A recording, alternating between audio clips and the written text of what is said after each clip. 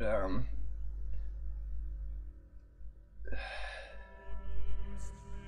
gonna do a countdown here. Counting down from 5, 4, 3, 2, 1, go. Alright.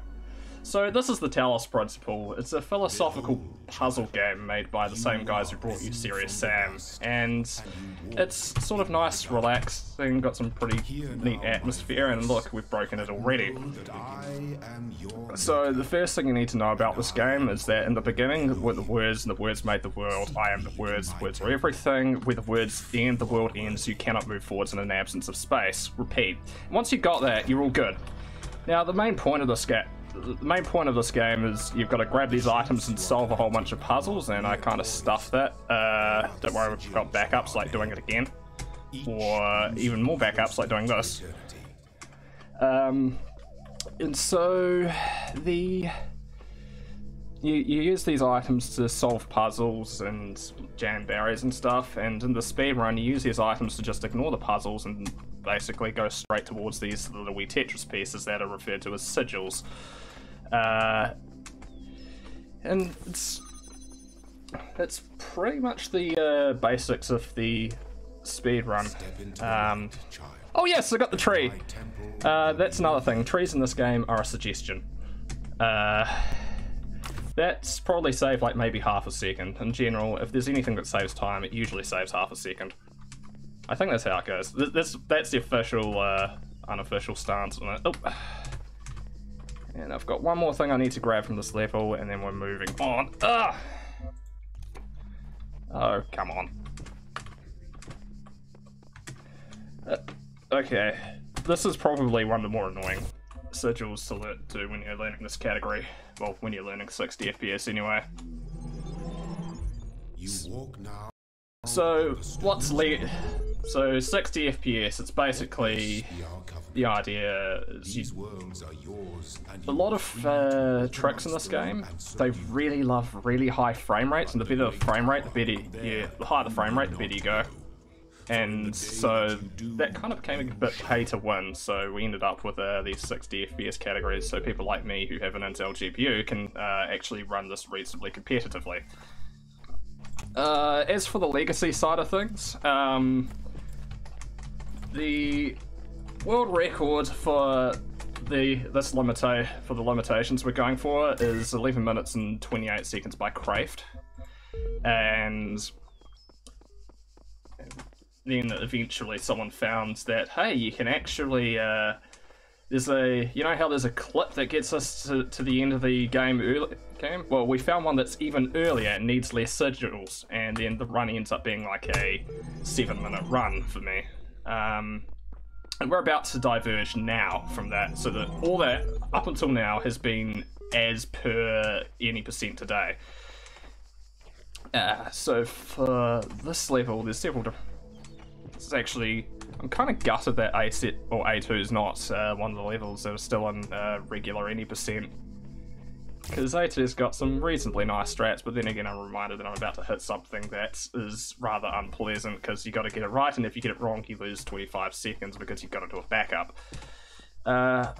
Unless someone knows of a better backup than the one I'm doing. Alright. And so we're going to have to ask the question, Elohim, how's the run going? Good. That's all we needed to know. As is your but your choices must so this is the time loss point, and we got it. Sweet. Unless it is necessary. Now I've got 25 seconds to spend on other possible forms of time loss. Okay, so we've got to unlock these things called, well, I think they're called mechanics or items, depending on how you want to put it. They're internally called mechanics, and we need them for this level. And by need, I mean technically we don't, but the strats without them can be pretty bad. Yeah, we'll get rid of that stuff. It makes us go slow, and there's a way to... Oh, by the way, if you don't like intended solutions, look away, because that's intended. Okay, you can look back now. There's an unintended solution, but it's slower. And it's really only worthwhile for if you're going like, oh yeah, I have all the items and I'm going to do this with no, all items unlocked and I'm going to do this with no use presses. And then there's another strat where I don't have any items and I'm just going to run at this wall for a couple of minutes until it finally works. And yeah, speaking of running at walls, this is the strat they usually do for this level and it doesn't seem to be working, so I'll go for the other one. Or the other itemless strat. You know what, I'll do laser overlap glitch. I don't want to spend too long on this level. So there's like 3 ways to solve that. One of them you can do if you've got connector unlocked, the other... Oh, one of them requires connector, and I was about to forget to grab cube. Let's get that out of the way. So, and as expected, we're about to unlock cube, and then in the next right in the next level, we're going to proceed to not use it. You'll have to wait until A7 before we start using it. So yeah, this is A6. It's one of the... We're going to start off this level with let's say this is one of my least favourite strats. There is a thing like, normally you're supposed to, when you're running this, you're supposed to have a save set up so that like, yeah. So there's this, I should probably focus, or I'm not sure if focusing helps here. I'm not sure. One of these days I should time intended for this. It's been a while since I've done this level intended. So I can get a feel for just how long this is. So yeah, jumping up there, I was practicing this earlier today and got it first try. That usually doesn't happen. Oh, we're not out of the woods yet. That kill box is really close. And I've definitely hit it by accident. Oh yeah, that's right. Something called paint in this, and you're supposed to use it to paint like these QR codes, so then you can and your friends can see them, and we'll see a wall of them soon. Which has a whole bunch of speedrunners who've put a bunch of nice QR codes up, just sort of say, hey, we were here. But yeah, in order to get paint, you need 5 different set lines that you can paint. And a couple of the paint lines, like one's for looking at every single QR code built into the game, or at least most of them. And then the other one's listening to all these recordings. And once you've got those, then the next time you play the game, you only need to look at one of them and then you get those paint lines. And yeah, while we're at it, we should probably take a trip to Dev Islands. In honor of Gally, who likes to do this. So you could wave hi to the devs there. Now we're going to move on to the next level. So paint is usually there's one strat for A6 Deception where you, I think you use paint for it. Kraft, I believe, used it in his former world record. Oh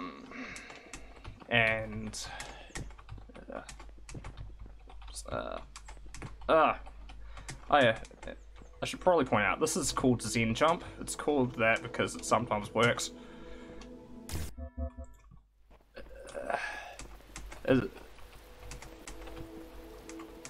And I've eventually worked out that it's sometimes, like when you hit it really well, it feels good. You usually just hit it sort of alright. Sometimes you hit it really well, and sometimes you overshoot, and quite often it just doesn't want to cooperate. And so yeah, there's quite a variety of strats that I'm used to doing going over the fence for it, but gotta restart for a better cycle. Speaking of lots of different strats, I know probably about 6 different ways to grab that sigil, and I'm just going to go with the really safe one, because I haven't had much luck with the theoretically fastest but just outright blatant swag strat, because it's fastest in theory if you get it first try, but you won't get it first try. And I've been wasting 20 seconds on that strat in practice. No, you get the safe strat that we use in all sigils because it goes past the star. Right. So now, I should probably point out what are these sigils we're grabbing. Well, okay, so the yellow ones you've seen to unlock these mechanics, and by the way, I'm just going to point out again that we're going to be doing this fancy strat, which we refer to as intended.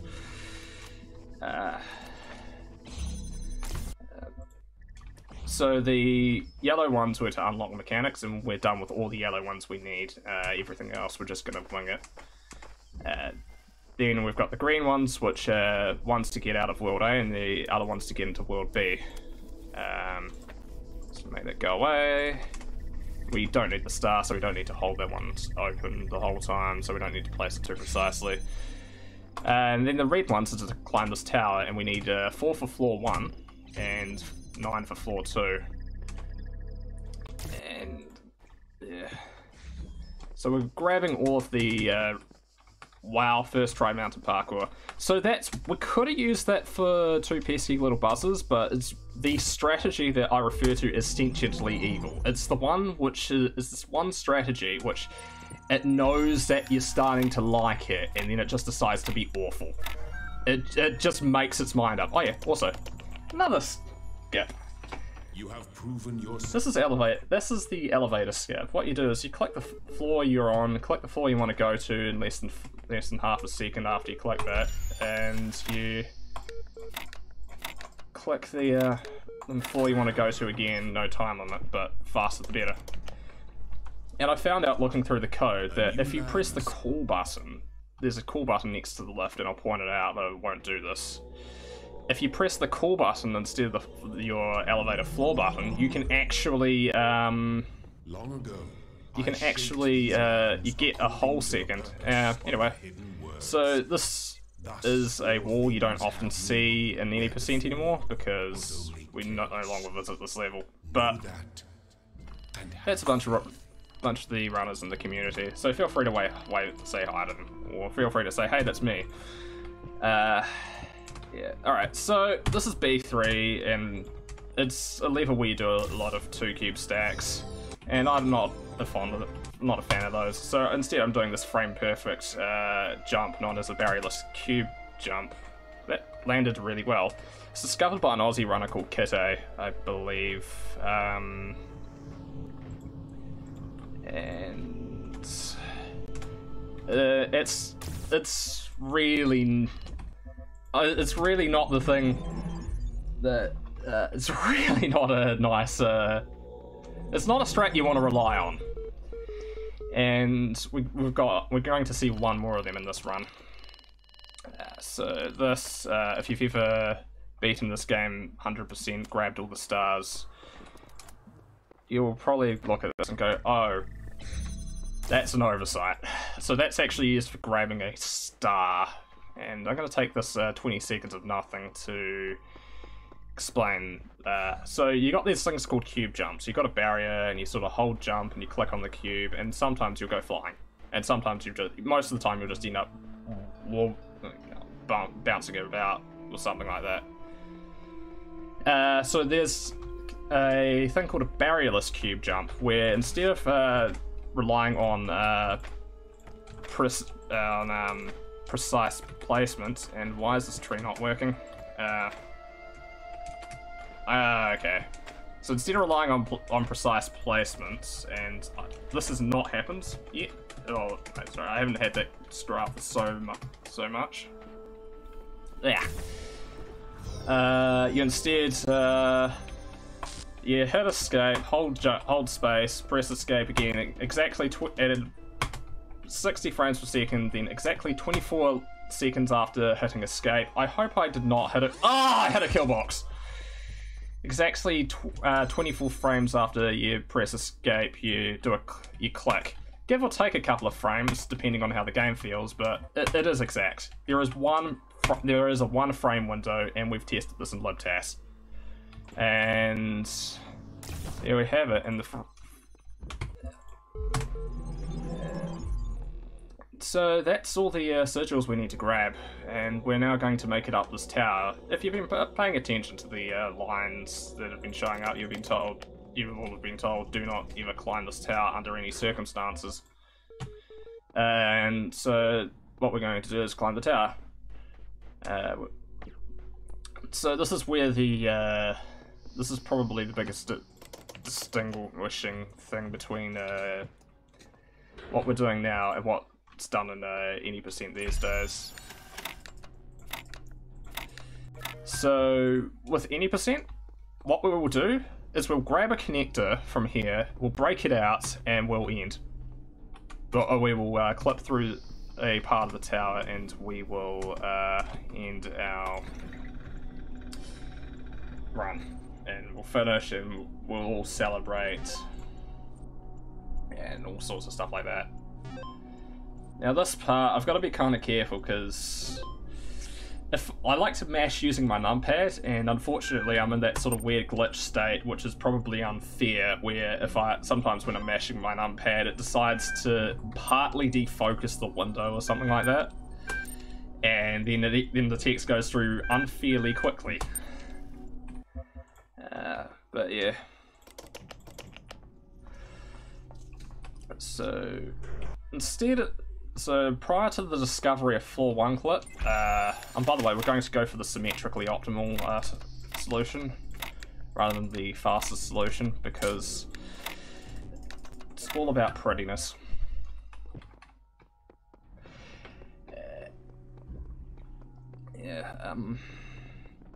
Yeah, so eventually, so prior to discovering floor 1 clip, this was one variant of what you had to do. There is a way using a variant of the regular cube jump called an infinite plane cube jump,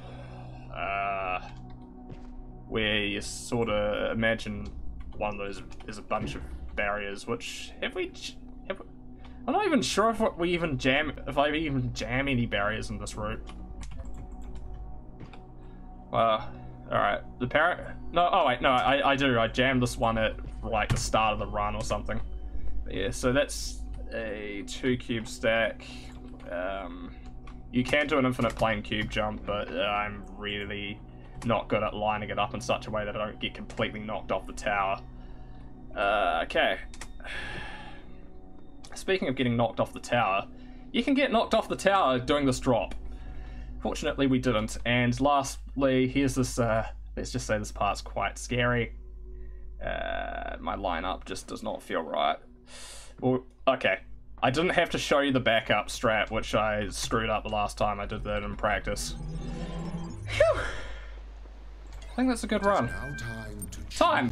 Sorry, I should have said time before, but with, should have said, wasn't quite awake for that. And just as an added bonus, I will show you what's normally done in any percent these days, where instead of grabbing 29 sigils, you grab 11. Now, there's an intended way to break these out, so you can think of this part as a shortcut. And you can do this for that ending that we just got, or you can do this for what's known as the eternalized ending, where you get eternal life, and by eternal life, what they mean is you do the game again. So, position that right, and you can clip through, and then you can finish it as usual. Anyway, that was the Talos principle. And that was probably quite a quick time. Just quickly see. I got a 1732. Anyway, so next up on the schedule is right below this part of my screen or something, and I'm quite happy to. Sorry, I wasn't really. I'm just bringing the schedule up now that I've my browser closed and I no longer need all the frames. Looks like we've got Splatoon 2 by Duck 700. So take it away, and in the meantime, just enjoy this music.